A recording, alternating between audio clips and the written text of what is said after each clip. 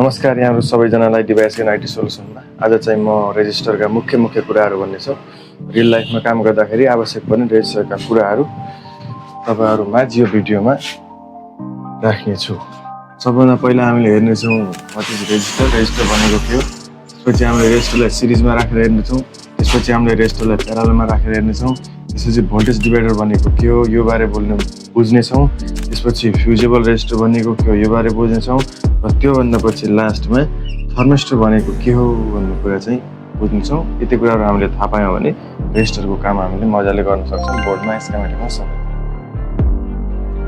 सबैभन्दा पहिला what is resistor. Resistor भनेको के हो? रेजिस्टर भनेको एउटा इलेक्ट्रिसिटीलाई अवरोध गर्ने एउटा कम्पोनेन्ट हो। जस्तै यो पानीलाई यसलाई यो खोल्ने बन्द गर्ने चिजले कन्ट्रोल गर्छ। यहाँ बगिरहेको पानीलाई यसलाई घुमाएर हामीले कन्ट्रोल गर्छौँ। त्यसरी नै इलेक्ट्रिसिटीलाई हामीले रेजिस्टर राखेर कन्ट्रोल गर्छौँ। यो यसको क्षमता जति हुन्छ त्यो अनुसार यसले चाहिँ इलेक्ट्रिसिटीलाई अवरोध गर्छ र हामीले सर्किटमा यो रेजिस्टरलाई राखेर करेन्टलाई भोल्टेजलाई अवरोध गर्छौँ। अब रेजिस्टर भनेको इलेक्ट्रिसिटीको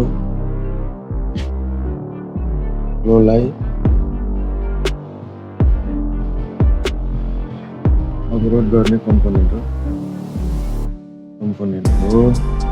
अनि यसको डिनोटिङ लेटर भनेको आर, यसलाई हामीले युएनआईटी युनिट, यसलाई हामीले ओएचएम ओममा मापन गर्छौँ। यो चाहिँ ओमको सिम्बल हो। त्यस्तै यसको रेजिस्टरको सिम्बल एसवाईएमबी हो। रेजिस्टरको सिम्बल हाम्रो यस्तो रेजिस्टरको सिम्बल हुन्छ। त्यसपछि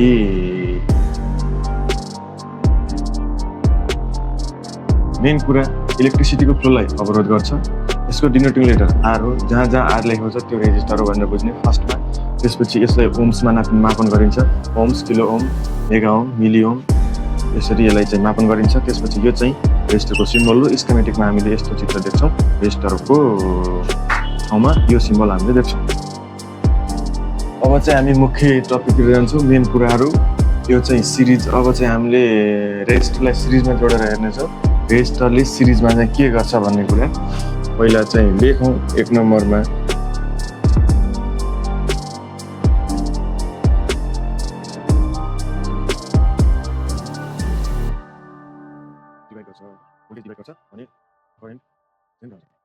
यदि सिरिजमा कुनै पनि सर्किटमा सिरिजमा रेजिस्टर जोडेको छ भने त्यहाँ भोल्टेज डिभाइड हुन्छ र करेन्ट चाहिँ सेम फ्लो हुन्छ। अब हेर्दाखेरि तपाईको यस्तो गर्दाखेरि यो भयो पी, आर्कड पनि सकिएको छ। यो भयो R1, R2, R3, R4। अब यहाँ भोल्टेज यसरी डिभाइड हुन्छ। यहाँनिरदेखि यहाँनिर नाप्दा V1 निस्किन्छ, यहाँदेखि यहाँनिर नाप्दा V2 निस्किन्छ, यहाँदेखि यहाँनिर नाप्दा V3 निस्किन्छ, यहाँदेखि यहाँनिर नाप्दा V4 निस्किन्छ, यहाँदेखि यहाँनिर नाप्दा V3 निस्किन्छ। करेन्ट चाहिँ यसमा आई टोटल बग्छ। करेन्ट चाहिँ यसमा टोटल आई, यहाँदेखि यहाँसम्म एउटै करेन्ट बग्छ। भोल्टेज भने यहाँ डिभाइड हुन्छ, यहाँ डिभाइड हुन्छ, यहाँ डिभाइड हुन्छ। यसरी सिरिजमा रेजिस्टरले भोल्टेज डिभाइड गर्छ। आरटी सिरिजमा चाहिँ टोटल रेजिस्टेन्स निकाल्नको लागि अब यो जुन सर्किट भयो हाम्रो,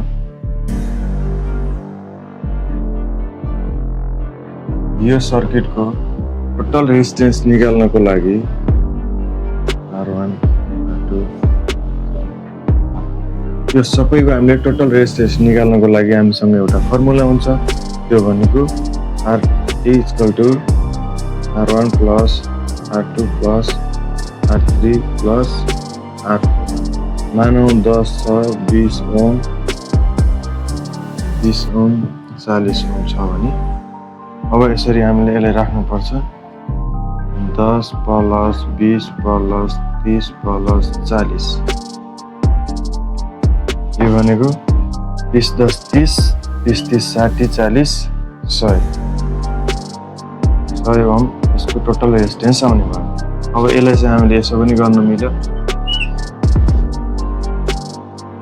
सेम कुरो यसको अवरोध जसको यहाँदेखि यहाँसम्मको अवरोध जति हुन्छ यहाँदेखि यहाँसम्मको अवरोध पनि त्यति नै हुन्छ, यहाँदेखि यहाँ बग्ने करेन्ट पनि त्यति नै हो, यहाँदेखि यहाँ बग्ने करेन्ट पनि त्यति नै। फाइनल कुरा भनेको यो फर्मुला सिरिजमा हुँदाखेरि यो फर्मुला युज गरेर हामीले टोटल रेजिस्टेन्स निकाल्छौँ। अब चाहिँ रेजिस्टरलाई प्याराललमा राख्दाखेरि कस्तो हुन्छ, सिरिजभन्दा अलिकति डिफ्रेन्ट पर्न जान्छ। प्याराललमा राख्दाखेरि चाहिँ यो हाम्रो भिन भयो, यहाँबाट एउटा रेजिस्टर यस्तो राखिन्छ, रेजिस्टर यस्तो राखिन्छ, तिनवटा मात्रै राखेँ मैले। यो चाहिँ हाम्रो ग्राउन्ड। अब यसको इनपुट पोइन्ट सबै एक साइडमा हुन्छन्, आउटपुट पोइन्ट सबै अर्को साइडमा हुन्छन्। चाहिँ प्यारालल सर्किट भयो रेजिस्टरको। अब यसमा चाहिँ भोल्टेज सेम रहन्छ, यहाँ बग्ने भोल्टेज के अरे यहाँको प्रेसर यहाँको स्पिड यिनीहरूको भोल्टेज चाहिँ सबै रेजिस्टरतिर बराबर हुन्छ अनि करेन्ट डिभाइड हुन्छ। लेख्दाखेरि डिफिनेसन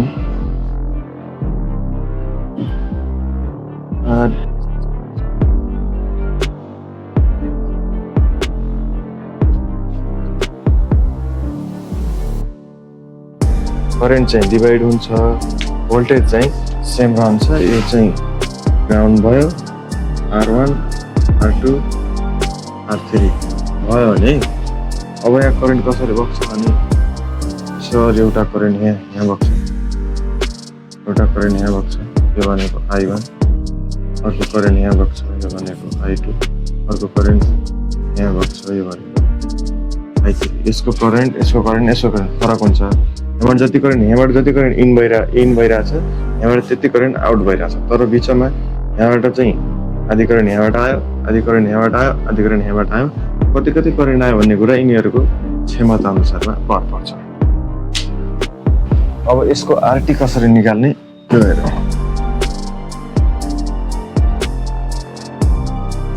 प्यारालल रेजिस्टरको आरटी निकाल्ने फर्मुला 1/RT = 1/R1 + 1/R2 +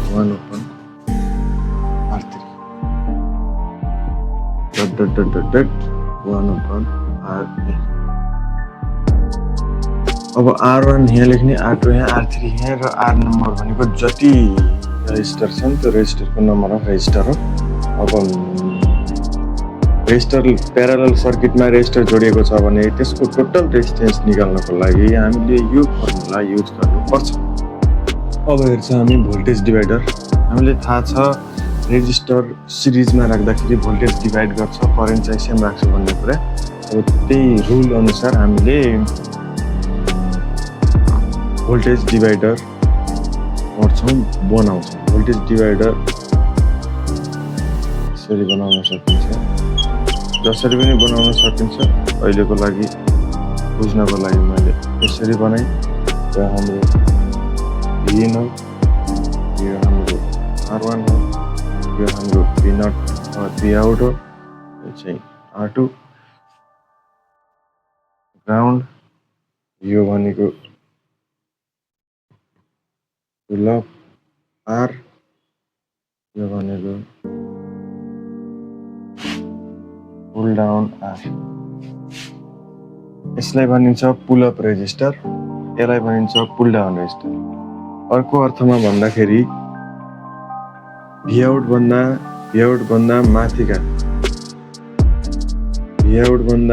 माथिका सबै R लाई भनिन्छ पुल अप।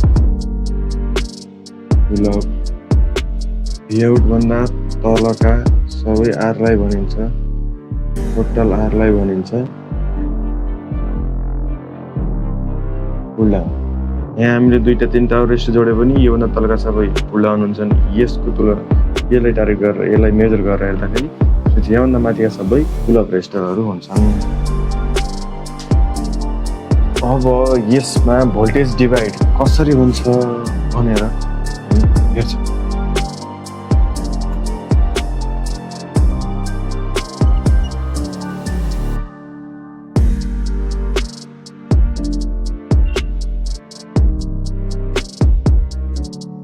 यो हाम्रो 10 ओम छ, R2 R1 पनि हाम्रो 10 ओम छ, R2 पनि हाम्रो 10 ओम छ, भिन चाहिँ 5 भोल्ट छ र भी आउट कति आउँछ अब हामीले निकाल्नु पर्ने छ। अब हामीले भी आउट निकाल्नको लागि हामीसँग फर्मुला छ, हामी सबैलाई थाहा छ, थाहा नभए पनि म लेख्दैछु। त्यो फर्मुला हो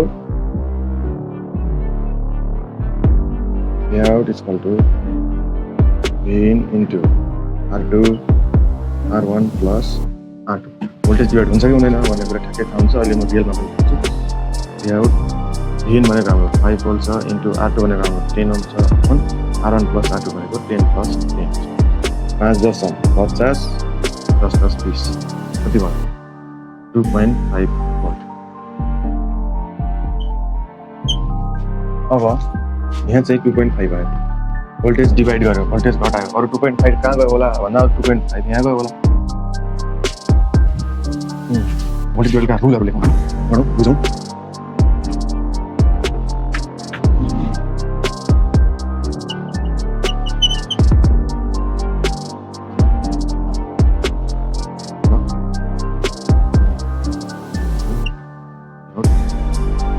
एक नम्बरमा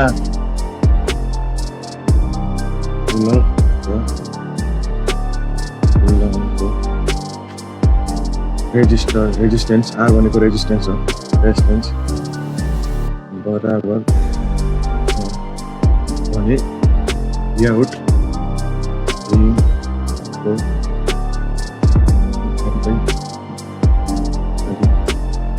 योभन्दा पछि चाहिँ म लेख्दिनँ किनभने भिडियो हेर्न थाहा हुन्छ।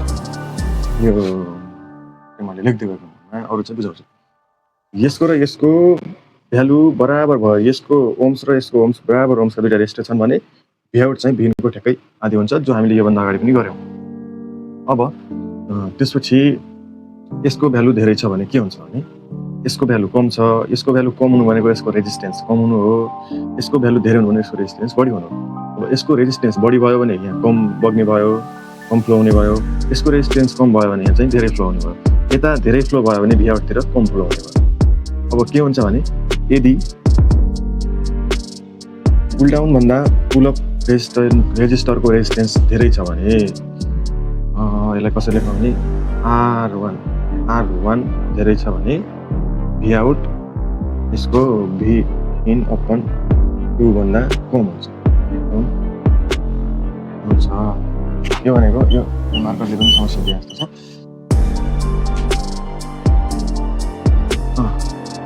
पुलअप रेजिस्टरको भ्यालु धेरै भयो, पुलअप R1 धेरै छ भने भी आउट भनेको भिन इन्टु 2 यसको आधी भन्दा पनि कम हुन्छ। कम किन हुन्छ भने धेरै यता गइहाल्छ, पहिलो कुरा त यहीँबाट थोरै आउँछ, अझ यसको रेजिस्टेन्स कम हुन्छ, आएको पनि यहाँबाट तल गएछ। त्यही भएर यदि पुलअप रेजिस्टेन्स धेरै छ, रेजिस्टेन्स धेरै पुलअपको रेजिस्टेन्स धेरै छ भने भी आउट भिनको आधी भन्दा कम हुन्छ, र पुल डाउनको धेरै छ भने यसको ठ्याक्कै अपोजिट हुन्छ। पुल डाउनको रेजिस्टेन्स धेरै छ र यसको कम छ भने भी आउट भिनको आधी भन्दा धेरै हुन्छ। योसँग चाहिँ पोजिटिभ सम्बन्ध हुन्छ, योसँग चाहिँ पोजिटिभ सम्बन्ध हुन्छ भने योसँग चाहिँ भी आउटको नेगेटिभ सम्बन्ध हुन्छ। सानो सानो मैले लेख्छु। एक नम्बरमा R1 बराबर R2 होइन भी आउट भी इन अपन 2 छ। दुईमा R1 धेरै भयो, R2 कम भयो, होइन भी आउट भी इन अपन 2 भन्दा कम हुन्छ। दुईमा R1 कम भयो, R2 धेरै भयो, होइन भी आउट भी इन अपन 2 हुन्छ। तिनवटा कुरा। अब 4 नम्बरमा के हुन्छ? 4 नम्बरमा यो इन्फिनिटी भएमा, इन्फिनिटी भनेको टोटल्ली बन्द, लगभग धेरै बन्द, यो चाहिँ टोटल बन्द भयो। इन्फिनिटी भएको लगभग यहाँ चाहिँ यस्तो भयो, यहाँ यस्तो भयो, होइन यहाँ पुरै कट भयो, पुरै बन्द भयो, कनेक्टेड नै छैन इन्फिनिटी। R1 इन्फिनिटी भएमा भी आउट 0 हुन्छ। लास्टमा R2 इन्फिनिटी भएमा भ्याउट भिन नै हुन्छ। 6मा R1 0 भएमा भ्याउट भिन नै हुन्छ। किन हुन्छ? यो टोटल 0 भइसक्यो भने टोटल 0 भइसक्छ, तलको मात्र एउटा मात्रै रेजिस्टेन्स हुन्छ। यो चाहिँ यस्तै भइसक्छ, 0 हुनु भनेको यस्तै हुनु। अब एउटा मात्रै रेजिस्टेन्स भयो भने सबै आउने त्यो भोल्टेज डिभाइडरै नबने जस्तो हुने भयो। R1 0 भएमा R1 0 रेजिस्टेन्स भएमा भिन सबै भ्याउट हुन्छ। अब R2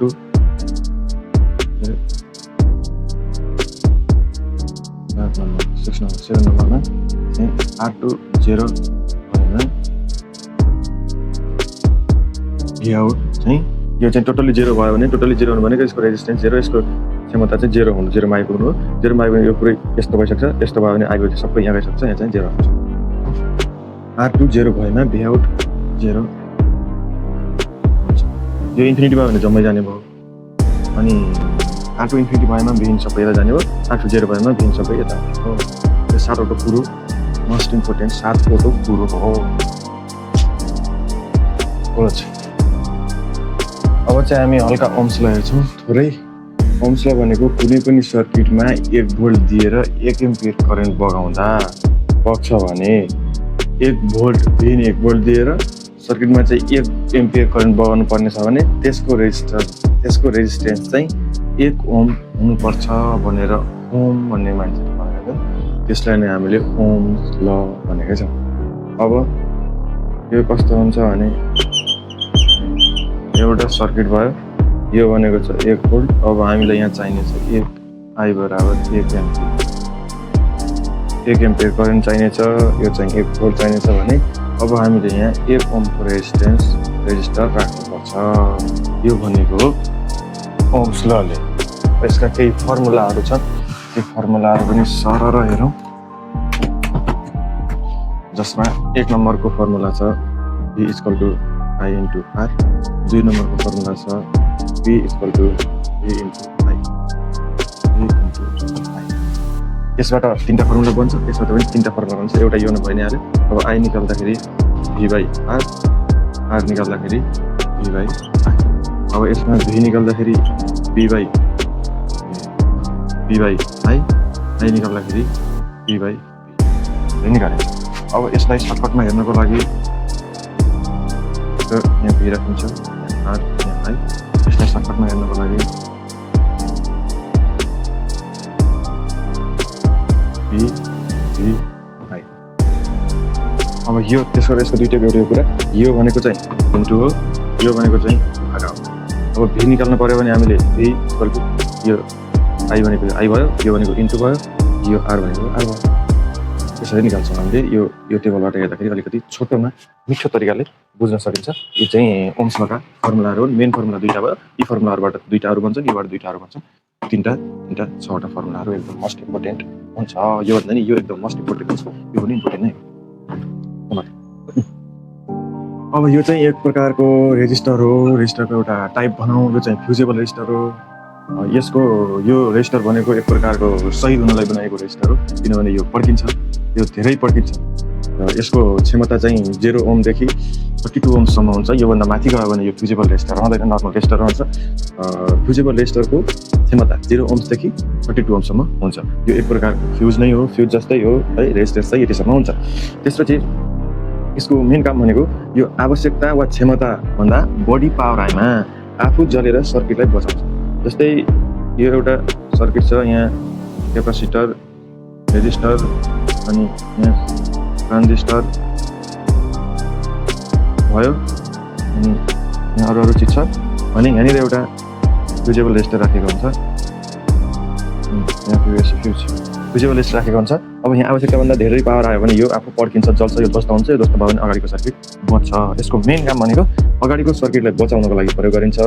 आवश्यकताभन्दा धेरै भोल्टेज करेन्ट आयो भने यो जलेर अरूलाई बचाउँछ। बेसिक इलेक्ट्रोनिक्सको एउटा सही भयो। त्यसपछि एउटा अर्को मोस्ट इम्पोर्टेन्ट रेजिस्टरको टाइप पर्छ हामी, त्यो भनेको थर्मिस्टर हो। यो भनेको नामले पनि काफी छ, THERMISTOR भनेको THERMAR thermal plus resistor thermal resistor भनेको हिट अनुसारको तापक्रम अनुसारको रेजिस्टेन्स परिवर्तन गर्ने खालको एउटा रेजिस्टर भयो। यसमा चाहिँ तातो बनायो भने र चिसो बनायो भने यसको रेजिस्टेन्स दायाँ बायाँ हुन्छ, घटबड हुन्छ। यसमा दुई प्रकारका रेजिस्टर छन्, थर्मिस्टर छन् दुई प्रकारका। त्यो भनेको एउटा एनटिसी हो, एनटिसी, अर्को चाहिँ पिटिसी हो। एनटिसी पिटिसी दुई प्रकारका रेजिस्टरहरू हुन्छन्। एउटाले चाहिँ तापक्रम बढ्यो भने रेजिस्टेन्स घटाउँछ, अनि तापक्रम घट्यो भने रेजिस्टेन्स बढाउँछ, एउटा चाहिँ उल्टो सम्बन्ध हुन्छ। अनि अर्कोको चाहिँ तापक्रम बढ्यो भने रेजिस्टेन्स पनि घट्छ, तापक्रम घट्यो भने रेजिस्टेन्स पनि घट्छ। त्यसको बारेमा अलिकति हेरौँ।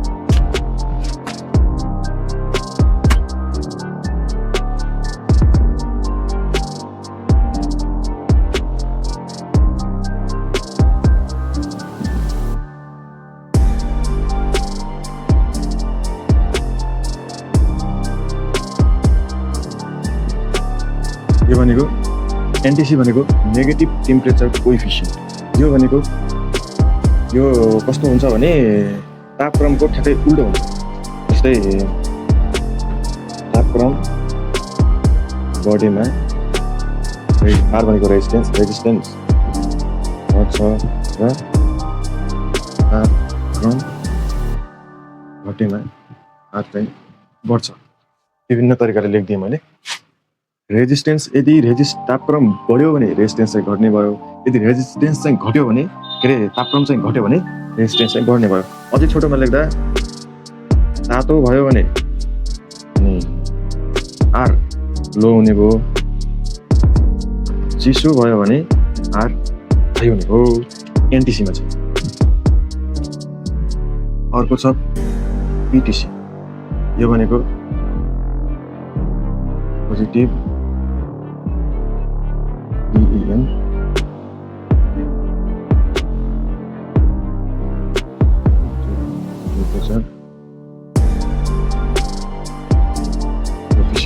यो भनेको तापक्रमसँग पोजिटिभ सम्बन्ध राख्ने थर्मिस्टर हो। यसमा चाहिँ कस्तो हुन्छ भन्दा तापक्रम बढेमा आर बढ्छ, तापक्रम घटेमा आर घट्छ। उल्टो सम्बन्ध, उल्टो सम्बन्ध। बढ्यो भने बढ्ने, घट्यो भने घट्ने। तातो भयो भने रेजिस्टेन्स बढ्दै जान्छ, चिसो भयो भने रेजिस्टेन्स कम गर्दै जान्छ। अब यसलाई अझै छोटोमा लेख्दा तातो आर बढ्यो, चिसो भयो आर। अब दुईटैलाई छोटोमा लेख्दा एच भनेको हिट बढ्यो भने आर घट्यो भने, हिट घट्यो भने आर बढ्यो भने। यदि कुनै कम्पोनेन्टमा यस्तो भइरहेछ भने त्यो हो एनटिसी THERMIS थर्मिस्टर।